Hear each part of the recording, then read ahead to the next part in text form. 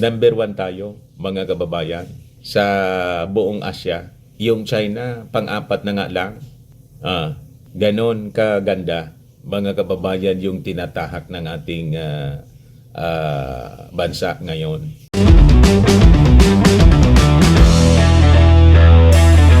Kamusta niya, Mr. Maravillas? Ano na yung ating mga balita ngayon? Ito po ang good news. Sabi diyan, Marcos praise for economic successes. Lawmakers from both legislative chambers agree the Marcos administration has successfully waded through the challenges of elevated global inflation and brought the Philippines on too much better economic footing. Ayos ba? Ayos na ayos niya, Mr. Maravillas. Pero nasaan niya yung Pangulo?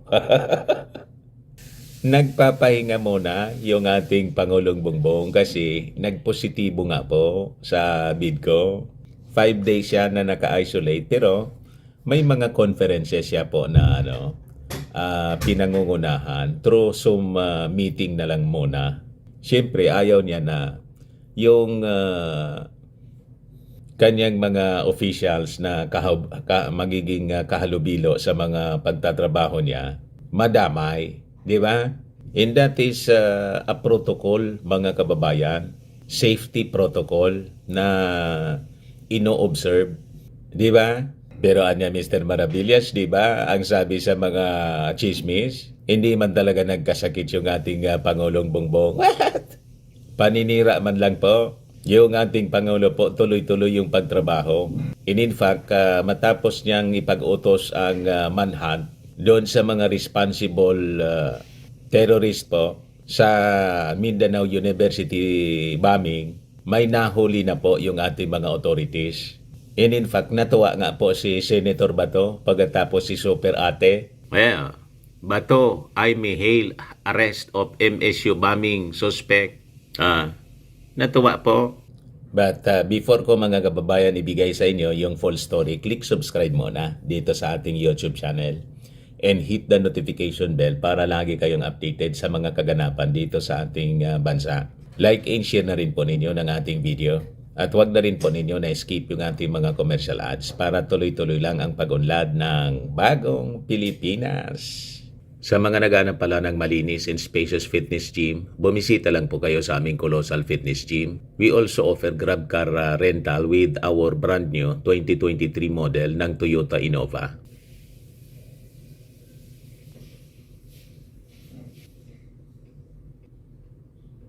We also accept booking for those who are planning to travel via PAL, Cebu Pacific, and other airline companies. Local and international, and bills payment po for Meralco bills, PLDT, etc.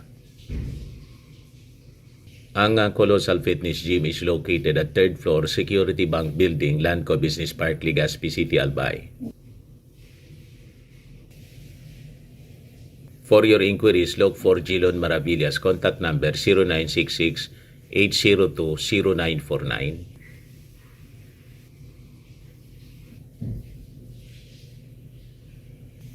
Ayos pa.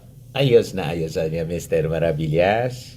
O yan po, yung suspect mga kababayan sa pambobomba ng University of Mindanao State University. Napakabata pa, mga kababayan. Pero balikan muna natin yung kwento tungkol sa ating Pangulong Bongbong. Kasi alam kong namimiss na ninyo yung ating Pangulo. Yung mga kwento nakatutok lahat dito sa congressional investigation. At saka kay Inday. So natuwa naman yung ating mga lawmakers. So sabi dyan, lawmakers from both legislative chambers agree the Marcos administration has successfully waded through the challenges of elevated global inflation and brought the Philippines onto much better economic footing. Pati nga po yung inflation humina. Bumaba na po yung inflation kahit December ngayon. 'Di ba? Usually, normally mga kababayan, tumataas yung mga bilihin, pero not much this time. Na-manage po ng ating Pangulong Bongbong ng kanyang mga economic managers, pati yung unemployment rate po bumaba. kumonti na yung mga walang trabaho. O di ba napakaganda? So sabi dyan, Aklan 2nd District Representative Chodorico Haresto Jr. and Senator Francis Tolentino shared the stake on Friday regarding President Marcos' efforts to spur the economy amid these challenging times. So sabi dyan, Haresco, a member of the House Economic Affairs Committee, said that not only did the employment rate soar to 95.8%, the highest in 18 years, but the Philippine economy anya also posted a 5.9% gross domestic product or GDP gross in the third quarter, the strongest among major Asian economies. You see, nalampasan pa natin yung China. Number 1 tayo, mga kababayan, sa buong Asia. Yung China, pang-apat na nga lang.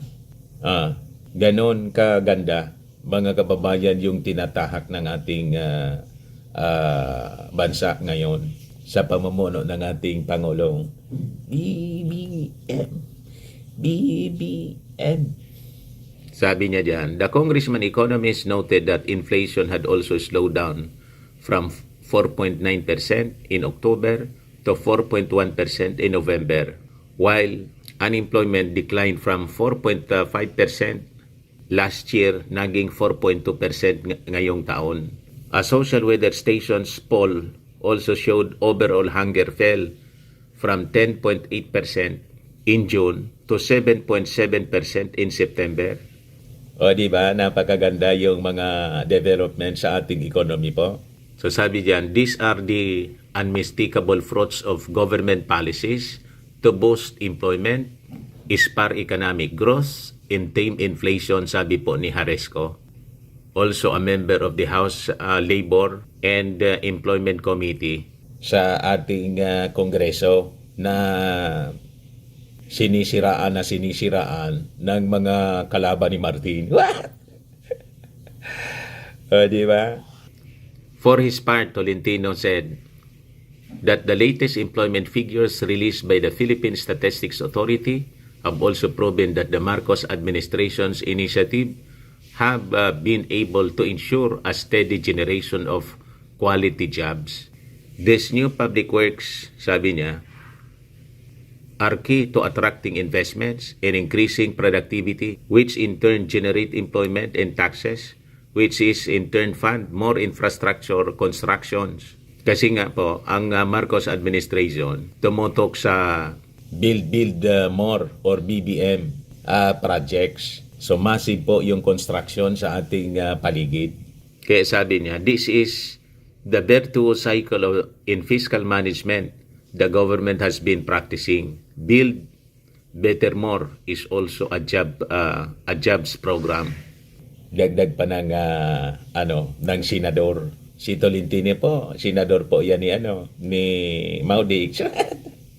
Di ba? Ito na yung statement ni Bato at ni Super Ate. Natuwa sila sa mabilis na arrest ng MSU bombing suspect. Di ba? Pero anya si Super Ate, Mr. Maravillas, kakampi ni Inday sa ni Maudix. Sabi ko sa inyo, pabayaan ninyo si Super Ate kasi may special mission siya dito sa Marcos administration. Hayaan ninyo na maglaro si Super Ate. Pero sigurado si Super Ate, alangan man pabayaan niya yung kanyang kapatid na si Bunget. Mahal niya si BBM. Kaya nga siya dumidikit kay Inday sa kay Maudix. Naintindihan ninyo kung bakit dikit na dikit siya? Siya po yung equalizer. Si Super Ate, ayaw ko nang ipaliwanag po yung malalim na dahilan ni Super Ate. Pero ang sigurado, blood is thicker than water po.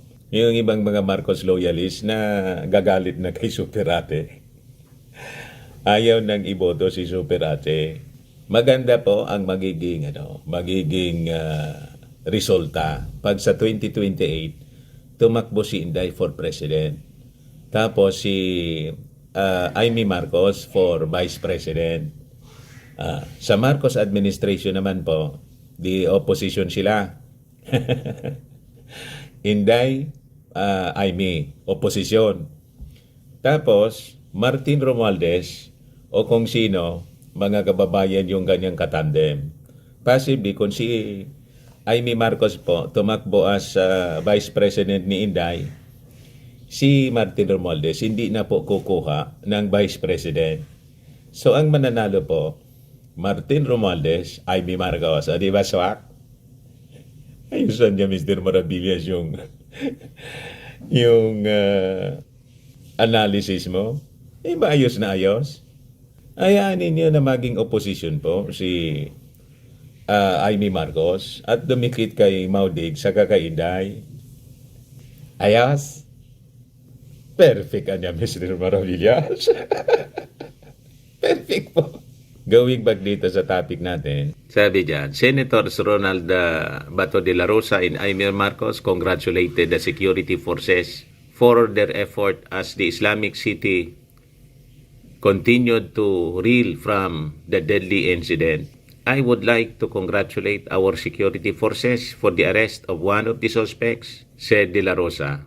Marcos, the presidential sister, issued a similar statement. Sabi niya, we applaud our law enforcers' arrest of one of the MSU bombing suspects and urge them to persist until they find the masterminds of this hideous crime. Meanwhile, Anya, acknowledging the historic injustice against Muslim Filipinos, let us work together for a lasting peace and genuine development in Mindanao, added the lady senator. Ayos na ayos ba? Ayan po yung suspect na nahuli agad-agad ng ating mga authorities. Ayan man lang po, mga kababayan. Ako po si Dante Maravillas. Bye-bye. God bless.